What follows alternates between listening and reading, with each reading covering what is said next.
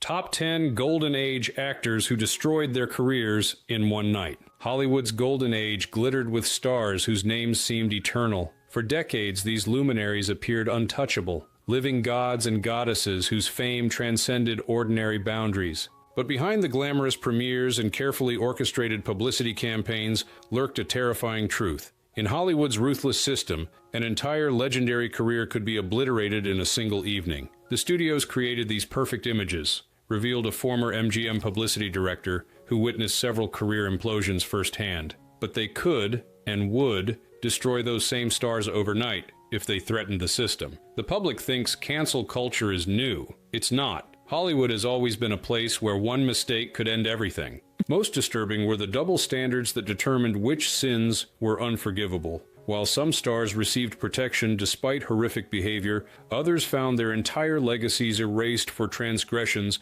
that today would barely merit a public apology. Consider the beloved actor whose remarkable career vanished literally overnight when he refused to hide his personal life from the public. Not a single major studio would hire him again, not because of any crime or professional failure, but because he dared to love someone society deemed inappropriate. Or the comedy genius who went from commanding the highest salary in Hollywood to complete industry exile after a single wild party ended in tragedy, despite 3 separate juries finding him innocent of any wrongdoing. The studios didn't care about justice or truth, explained a historian who has studied Hollywood's darkest chapters. They cared about maintaining the illusion, and if that meant sacrificing even their biggest stars to protect the fantasy they were selling to America, they would do it without hesitation. In the coming minutes, we'll reveal the shocking stories of 10 legendary performers whose brilliant careers were destroyed in a single night. What's most disturbing isn't just how quickly these beloved figures fell, but how many of them were victims of circumstances that today would be viewed completely differently. But first, we need to understand how the biggest star in silent comedy, a man who literally made more money than the President of the United States, became Hollywood's first major casualty of scandal, and why his story continues to haunt the entertainment industry a century later.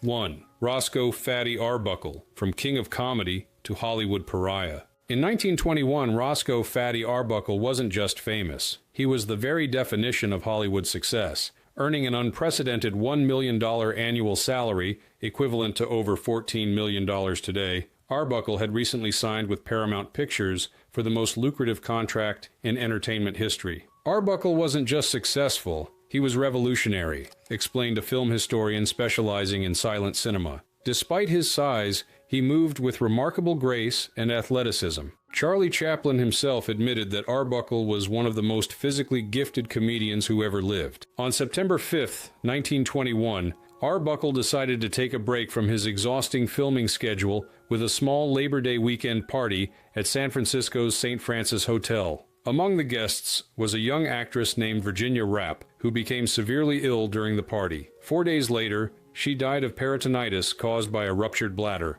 Based on statements from another party guest, a woman later revealed to have attempted to extort money from Arbuckle, police arrested the comedian on manslaughter charges, which were later upgraded to murder. The allegations were sensational. According to initial reports, Arbuckle had assaulted Rappe, causing the internal injuries that led to her death. The public didn't wait for a trial or evidence, said a cultural historian. Within days, Arbuckle went from being America's beloved comedian to being portrayed as a monster. His films were pulled from theaters nationwide, his contract was suspended, and exhibitors announced they would no longer show any film featuring Fatty Arbuckle. The reality was far different. Medical experts testified that Rappe had a chronic bladder condition that could have been aggravated by alcohol consumption. No evidence of assault was found during the autopsy. Most significantly, Arbuckle went through 3 trials, the first 2 resulting in hung juries, and the third ending with a complete acquittal. The jury in the third trial took the extraordinary step of issuing a formal written apology to Arbuckle, explained a legal historian.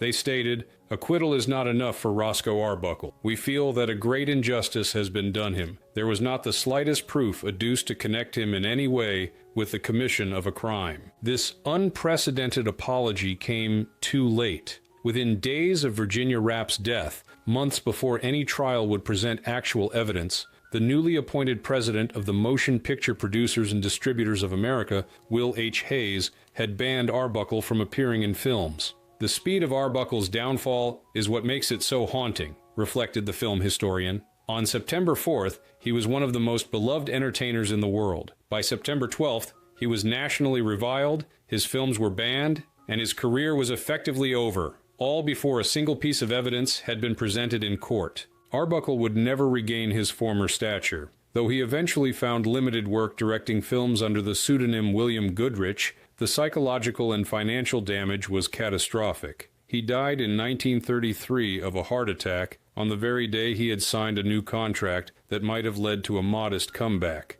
The Arbuckle case established a template that Hollywood would follow for decades, concluded the historian. When scandal threatened the industry's carefully crafted image, studios would sacrifice even their biggest stars without hesitation. The movie out to Mr. Selznick, and that's how he decided to do a remake of it. 2. Ingrid Bergman, America's sweetheart turned moral outcast. In 1950, Ingrid Bergman wasn't just a movie star, she was an ideal. With her luminous performances in films like Casablanca, Gaslight, and Notorious, the Swedish-born actress had come to embody a certain kind of feminine perfection, intelligent yet vulnerable, beautiful yet seemingly unaware of her beauty. Bergman represented something unique in post-war America, explained a film historian. She projected an image of European sophistication combined with wholesome values. Americans emerging from the darkness of World War II embraced her as a symbol of both grace and moral clarity. This carefully cultivated image made her personal decisions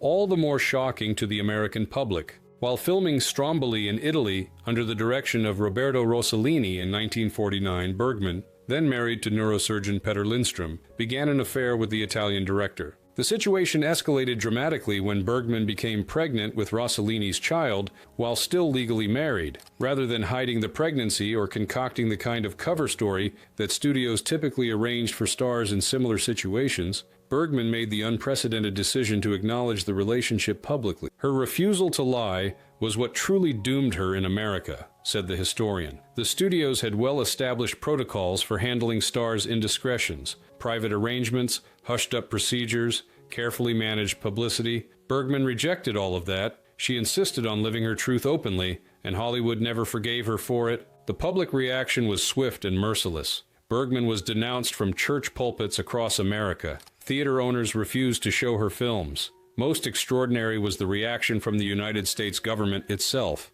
On April 14, 1950, Senator Edwin C. Johnson of Colorado took to the Senate floor to denounce Bergman, calling her a powerful influence for evil and a horrible example of womanhood. For a sitting U.S. senator to use the formal apparatus of government to attack an individual actress for her personal life was unprecedented, remarked a political historian. The professional consequences were immediate and devastating. Bergman, who had been one of Hollywood's most bankable stars, was effectively blacklisted in America. Her image was removed from advertising for her latest films. Most painfully, she was separated from her daughter Pia, who remained in the United States with Lindstrom, while Bergman lived in Europe with Rossellini. Bergman remained in Europe for 7 years, an eternity in cinema. Her return to American audiences came only in 1956 with Anastasia, a performance so undeniable that even her harshest critics were forced to acknowledge her extraordinary talent. She won her second Academy Award for the role, though she did not attend the ceremony. What makes Bergman's case particularly complex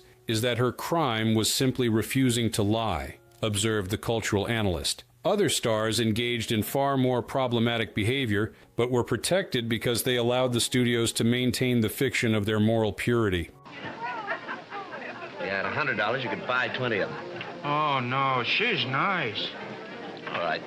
Go over and talk. 3. John Gilbert, the voice that silenced a star. In the waning years of the silent film era, no male star shone brighter than John Gilbert. With his intense gaze, athletic physique, and passionate screen presence, the great lover commanded both massive audience adoration and unprecedented financial compensation. By 1926, Gilbert had leveraged his extraordinary popularity into a contract with MGM paying him $250,000 per film. Gilbert wasn't just famous, He was the prototype of the modern movie star, explained a film historian. His on-screen chemistry with Greta Garbo created some of the most electrifying moments in silent cinema. As the definitive romantic leading man of his generation, Gilbert's appeal rested not just on his handsome features, but on the intensity he brought to every performance. Without words, he conveyed passion, heartbreak, and desire through sheer physical presence. Gilbert's fortunes began to change with the arrival of sound technology in 1927.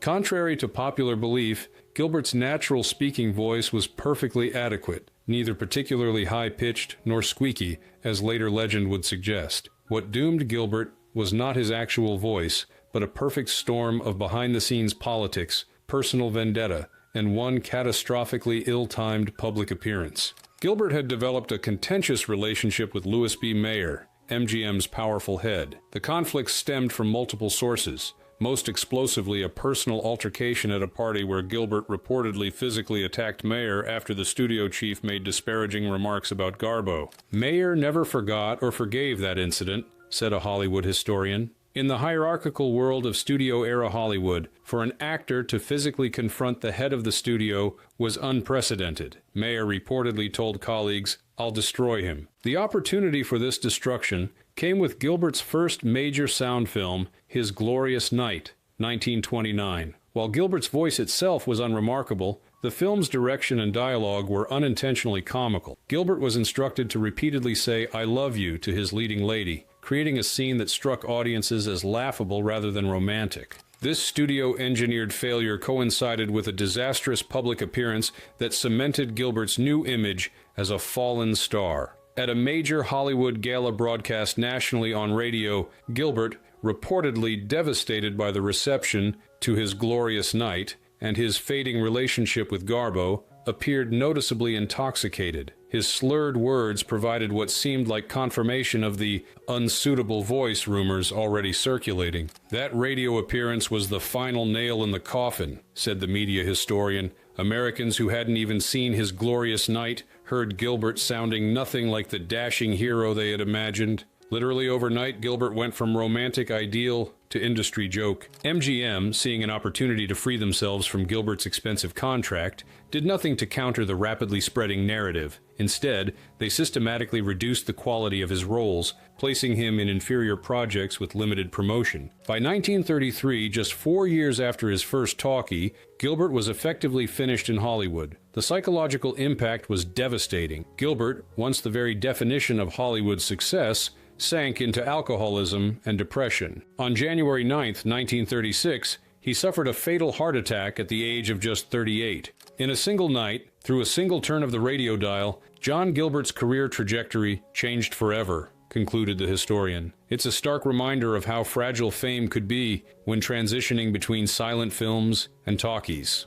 This. Hello? Where's Newton Police Station? Oh, óigame.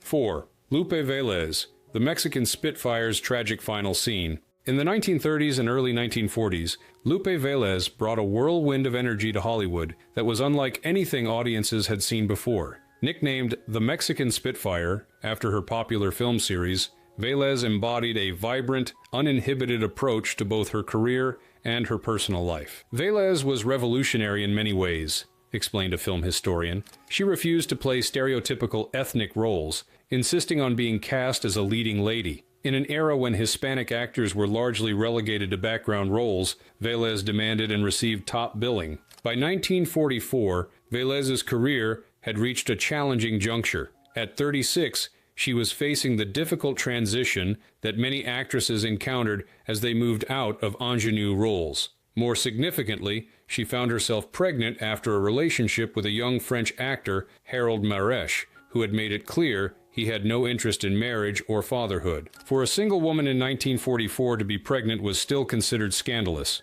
explained a cultural historian. Despite her unconventional public image, Velez was deeply influenced by her Catholic upbringing. The prospect of raising a child alone and facing public judgment appears to have overwhelmed her usually resilient spirit. On December 13, 1944, after writing multiple suicide notes, Velez took a lethal dose of Seconal tablets. According to her own planning, She arranged herself on her bed, surrounded by flowers and religious iconography, intending for her body to be found in a state of peaceful repose, a final dramatic scene worthy of a film star. What actually happened destroyed not only this carefully planned final scene, but in many ways, Velez's entire legacy. According to accounts, the Seconal tablets caused unexpected nausea shortly after ingestion. Velez apparently rose from her deathbed and staggered to the bathroom, where she lost consciousness with her head in the toilet. This was how her body was discovered the following morning by her secretary. The tragic irony is almost unbearable, reflected the film historian.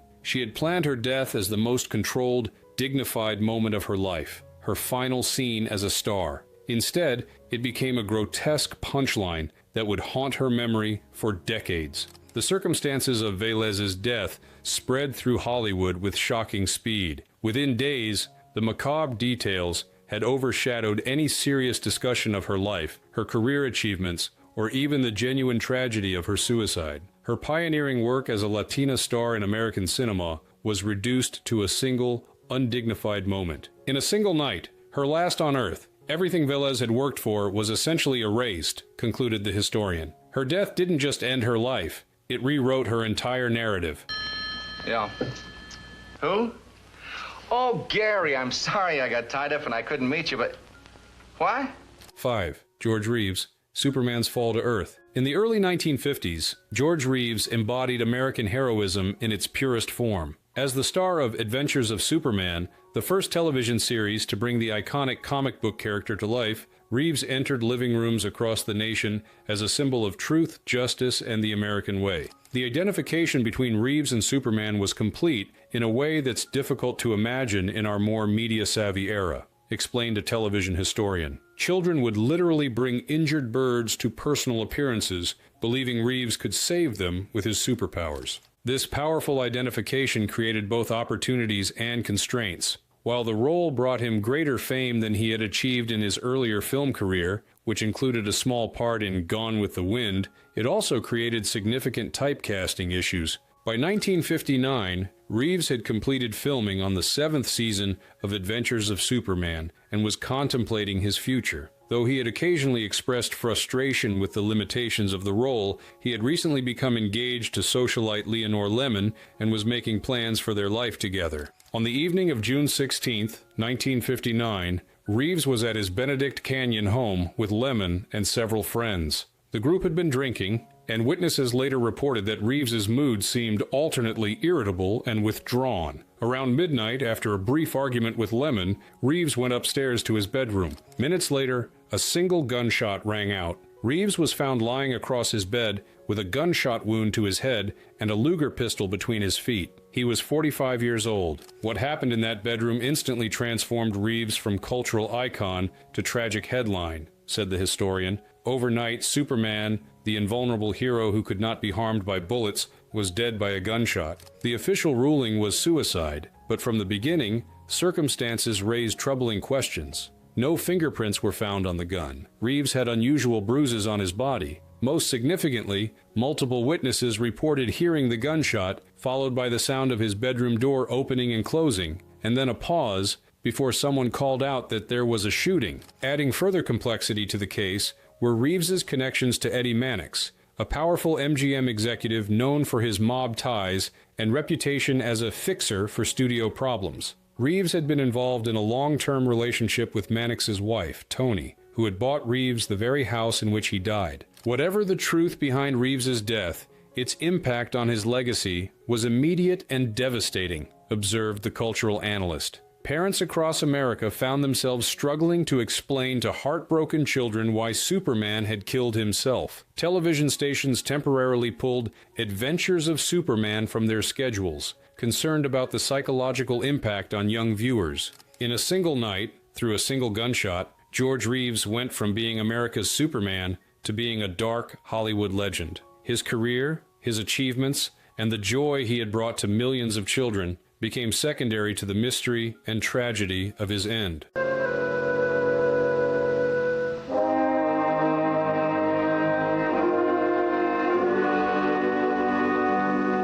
6. Lana Turner, The Sweater Girl and the Mobster's Murder. By April 1958, Lana Turner had constructed one of Hollywood's most remarkable careers. From her discovery at age 16 to her transformation into MGM's preeminent glamour queen, Turner had become one of the film industry's most bankable stars, with unforgettable performances in films like The Postman Always Rings Twice and Peyton Place. Turner represented a particular kind of American success story, explained a film historian. She came from nothing, poverty, family tragedy, no connections whatsoever, and through a combination of extraordinary beauty, natural talent, and sheer determination, she built herself into a major star. This carefully constructed image included a glamorous but carefully managed personal life. Though married 7 times, Turner maintained a public persona of sophisticated elegance that generally avoided scandal. All of this changed forever on the evening of April 4th, 1958, when Turner's 14-year-old daughter, Cheryl Crane,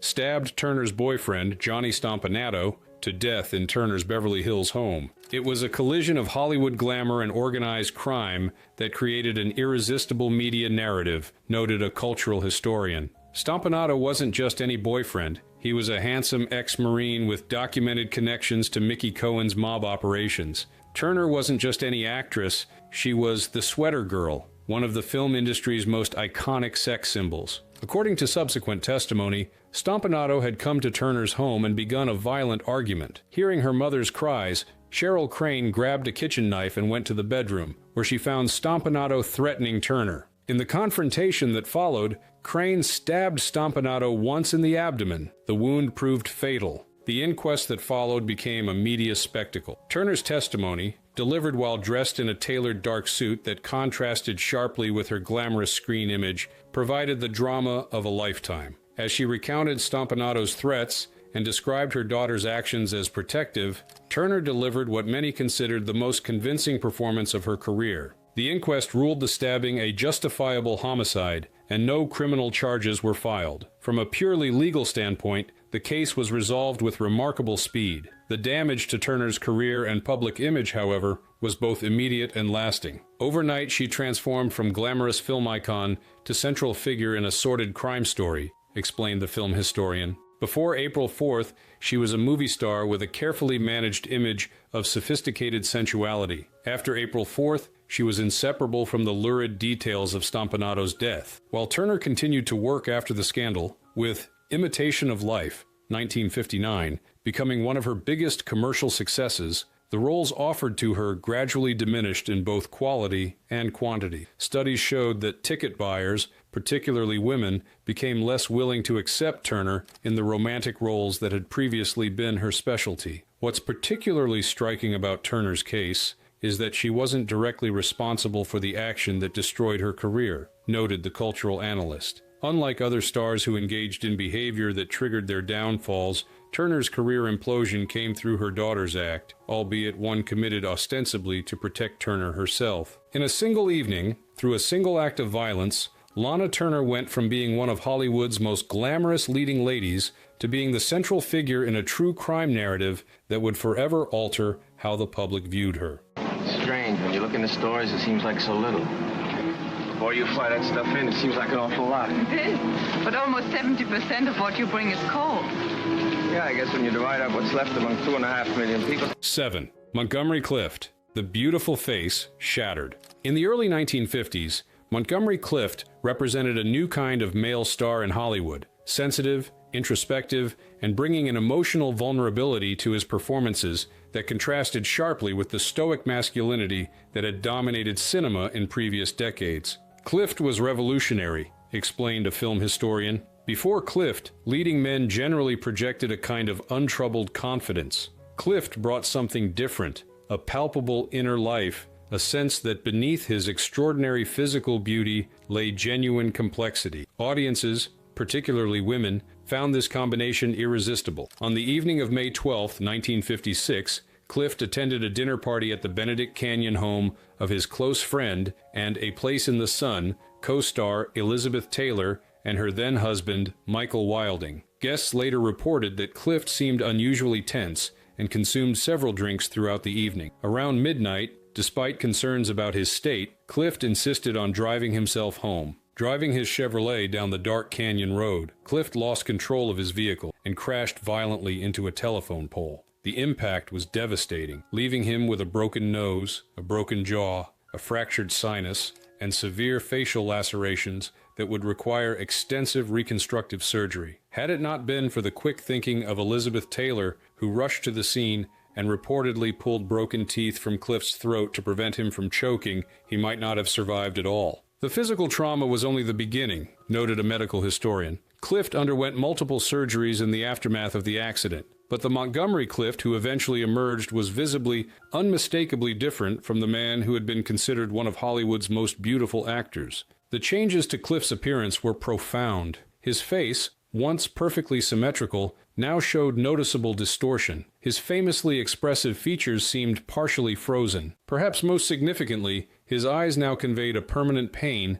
that no acting could conceal. The accident didn't just alter Clift's appearance, it fundamentally changed his relationship with the camera, explained the film historian. Before the crash, the camera loved Clift unconditionally. After the crash, filming him became a technical challenge requiring specific lighting, careful camera placement, and post-production techniques to minimize the visible damage. These technical challenges translated directly into diminished career opportunities. Directors hesitated to work with an actor who now required such specialized handling. Most painfully for Clift, roles that called for romantic leads or conventional attractiveness, once his stock in trade, largely disappeared from his options. The psychological impact was devastating. Already struggling with internal conflicts about his sexuality and his place in Hollywood, he now faced a stark daily reminder of how precarious fame could be. His response increasingly took the form of self-medication with alcohol and prescription drugs, creating a downward spiral that further limited his professional options. On July 23, 1966, Clift was found dead in his New York townhouse at the age of 45. The official cause was a heart attack, but those close to him recognized that his death was the final result of the long decline that had begun on that canyon road 10 years earlier. In a single night, through a single turn of a steering wheel, Montgomery Clift's career trajectory changed forever, concluded the historian. What makes his story particularly tragic is that Clift was genuinely extraordinary, an actor of rare gifts whose career destruction came not through any professional failing, but through a random accident that forever altered how the world saw him. Come on. Come on. Why did you kill him? I didn't kill him. And who did? I wish I knew. 8. Peter Lorre. The night Hollywood stopped laughing. In the 1940s, few actors were more recognizable than Peter Lorre. With his distinctive appearance, unforgettable voice, and extraordinary range, the Hungarian-born performer had created an unparalleled gallery of characters, from the chilling child murderer in M, to the charming criminal Joel Cairo in The Maltese Falcon, to the sympathetic Ugarte in Casablanca. Lorre represented something unique in Hollywood's character-actor hierarchy, explained a film historian. Despite never being conventionally handsome or traditionally leading man material, he had achieved a level of fame and artistic respect that many more conventional stars envied. By the early 1950s, the changing Hollywood landscape created pressures on character actors like Lorre. The studio system that had provided stable employment was fracturing, and the rise of television created new pressures on the film industry. This professional frustration coincided with personal challenges. Lorre had developed a dependency on morphine following treatment for gallbladder issues. He had also experienced financial setbacks, including a failed attempt at independent production that left him in a precarious position despite his fame. At an industry event in 1953, accounts vary as to whether it was an Academy function or a more general Hollywood gathering, Lorre, reportedly having consumed a significant amount of alcohol, took to the stage during what was supposed to be a brief acknowledgement of his contributions to American cinema. What happened next has become Hollywood legend, said the historian. Instead of delivering the expected few minutes of grateful reminiscence, Lorre launched into what can only be described as a calculated character assassination of virtually every major figure in the room. For nearly 15 minutes, he systematically insulted studio heads, directors, fellow actors, and critics, using his intimate knowledge of their private failings to deliver a monologue that left the audience in stunned silence. Witnesses described Lorre's performance as both brilliant and career suicidal. With the same precision and psychological insight that had made him a great actor, he dissected the pretensions and moral compromises of Hollywood's elite. Hollywood can forgive many things: personal scandals, professional failures, even criminal behavior in some cases, observed the cultural analyst. But what it cannot and will not forgive is public humiliation of the power structure itself. By taking aim not just at individuals but at the very system that sustained him, Lauret had crossed a line that ensured his professional ostracism regardless of his talent. The consequences for Lauret's career were both immediate and lasting. Roles that would previously have been offered to him automatically now went to other actors. Directors who had once sought him out now claimed scheduling conflicts when his name was suggested. Most significantly, the quality of projects available to him declined precipitously, from A-list productions to B-movies, horror films, and eventually self-parody. When Lauret died in 1964 at the age of 59, the obituaries dutifully recounted his most famous roles, but many also included veiled references to his difficult personality and self-destructive tendencies, code phrases that obscured the specific night of self-immolation that had so dramatically altered his professional trajectory. In a single evening, through a single public performance, Peter Lorre transformed himself from respected artist to industry pariah, concluded the film historian. It's a stark reminder of the limits of artistic freedom in a system built on relationships, politics, and carefully maintained illusions.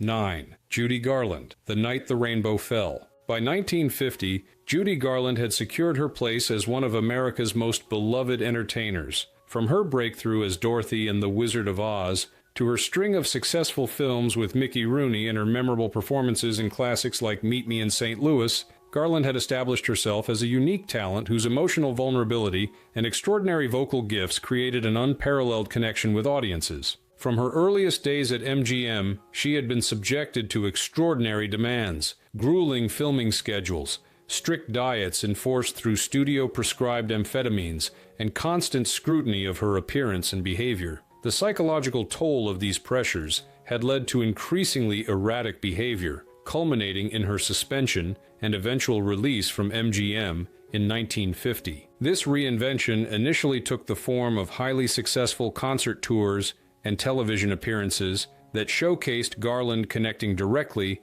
with audiences through her voice and presence. The culmination of this comeback was supposed to be a series of concerts at the Palace Theater in New York, a venue with particular historical resonance for vaudeville performers like Garland's parents. On April 20th, 1951, hours before the first performance of the Palace series, Garland experienced what would now likely be described as a severe anxiety attack or emotional breakdown. Despite attempts by her team to help her recover in time for the evening show, it became clear that she was simply unable to perform. With a full house already seated and an audience of notables anticipating a triumphant return, the announcement was made that the performance would not take place. The public reaction was immediate and devastating, said the entertainment historian. By the next morning, what should have been reviews of her performance were instead reports of her breakdown, complete with unflattering descriptions of her emotional state and speculation about her future viability as a performer. What made this particular incident so damaging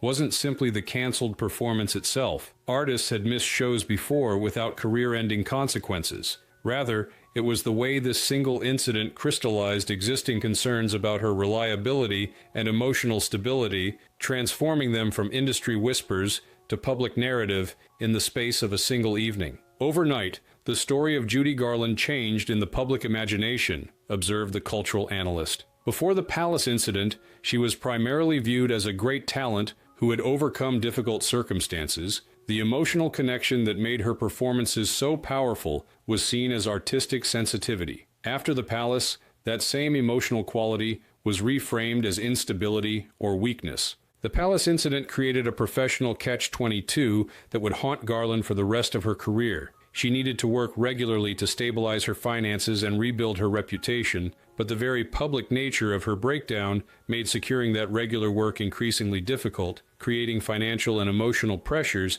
that exacerbated the very problems that had caused the original incident. When Garland died in 1969 at the age of 47, the obituaries invariably referenced her troubled history and difficult relationship with performance, a narrative that could be traced directly back to that single night at the Palace, when the gap between expectation and reality had become too great to bridge. In a single evening, Through a single missed performance, Judy Garland's professional narrative was fundamentally and permanently altered, concluded the entertainment historian. Enough. Oh, love at first sight. 10. William Haynes, the star who wouldn't lie. In the late 1920s and early 1930s, William "Billy" Haynes was the very definition of Hollywood success. As MGM's top male box office draw, he had pioneered a new kind of screen persona, the wisecracking, somewhat cocky young man who learns humility through love. Haynes wasn't just popular, he was revolutionary in his own quiet way, explained a film historian. Before Haynes, leading men were generally either swashbuckling adventurers or dignified romantic figures. Haynes created something different, a character who used humor and contemporary attitudes to connect with audiences in a more direct, relatable way. Unlike many silent stars whose careers were destroyed by the advent of sound, Haynes had successfully made the transition, with his distinctive voice enhancing rather than undermining his established screen persona. By 1933, he appeared to be one of Hollywood's most securely positioned male stars. What studio executives, fellow performers, and close friends knew, but the public generally did not, was that Haynes was gay and had been in a committed relationship with Jimmy Shields since 1926. During the relatively permissive pre-code era, this aspect of Haynes's life had been managed through a combination of discretion, strategic publicity, and the general understanding within Hollywood that private behavior remained private as long as it didn't threaten box office potential. In late 1933, Haynes was arrested in a YMCA during what was described as a morals charge, almost certainly a euphemism for being caught in a sexual encounter with another man. While the studio had managed previous minor incidents with minimal publicity, this arrest created a more significant problem, particularly given the changing moral climate in both Hollywood and the nation. The arrest itself might have been manageable from a publicity standpoint, explained the historian. What transformed it into a career-ending event was Haynes's response to Louis B. Mayer's ultimatum in its aftermath. According to multiple sources, Mayer presented Haynes with a stark choice: end his relationship with Shields, agree to a lavender marriage with a woman selected by the studio, and conform to public expectations of heterosexual behavior, or lose his contract with MGM. Haynes's response to this ultimatum has become legendary in Hollywood history. Without hesitation, he reportedly told Mayer, "I'm already married," referring to his relationship with Shields. When Mayer clarified that he meant marriage to a woman, Haynes's response was equally direct: "I can act, but I won't live a lie." The consequences were both immediate and absolute. MGM terminated Haynes's contract, effectively blacklisting him from major studio productions. His final film was released in 1934, after which his name simply disappeared from casting announcements, production reports, and fan magazine coverage. At the age of 34, in the prime of his career and at the height of his popularity, William Haynes was simply erased from Hollywood. Rather than attempting to fight the blacklist, Haynes made a decisive pivot away from entertainment entirely. With Shields,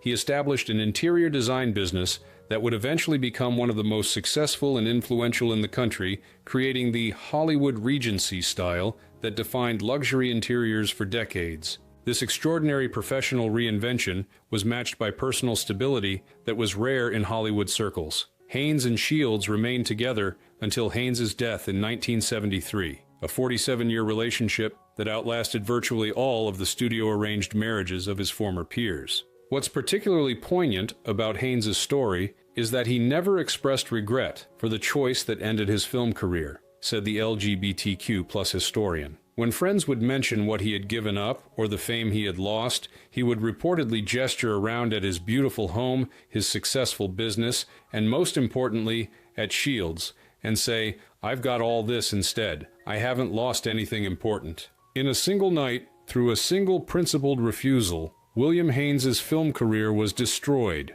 concluded the cultural analyst. What makes his story both tragic and inspiring is that, unlike many stars who were destroyed by forces beyond their control, Haynes made a deliberate choice knowing exactly what the consequences would be. He chose personal integrity over professional survival at a time when such choices were almost unheard of in Hollywood.